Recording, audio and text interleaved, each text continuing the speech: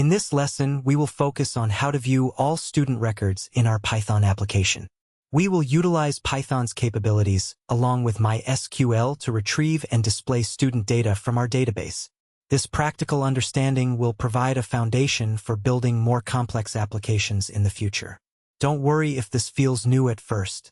This section covers understanding the database structure. Before we dive into the code, it's essential to understand the structure of our database. We will assume that you have a MySQL database set up with a table named students. The table structure may look like this. The samples on screen walk through this step. Take a moment to read through them. This table contains the following fields.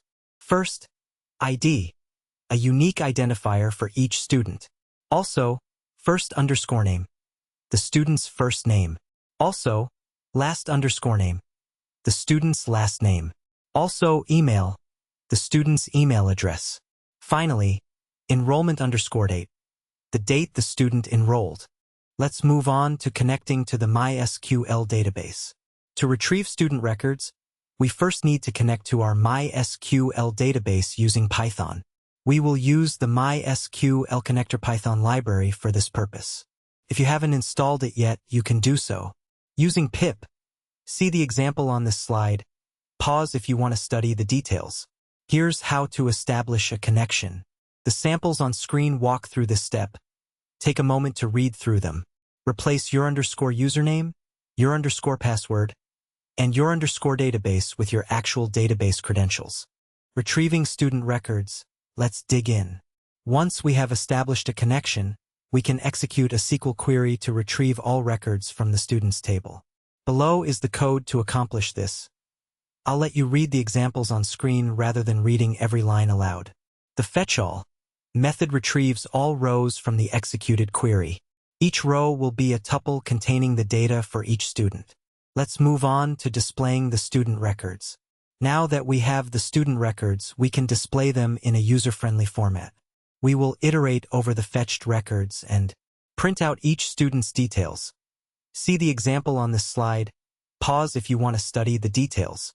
This loop will print the ID, full name, email, and enrollment date for each student in the database. Now we're on closing the connection.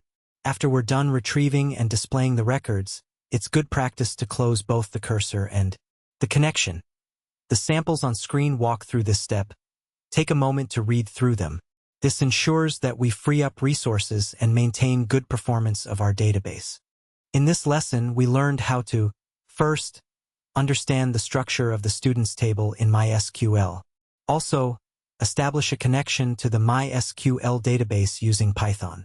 Also, retrieve all student records using SQL queries. Also, display the records in a readable format. Finally, close the database connection properly. Alright, your turn. Give this a try. First, modify the SQL query to retrieve students who enrolled after a specific date. Also, add a new student record to the database and then retrieve all records to confirm the addition. Finally, change the output format to display students in a tabular format using the tabulate library.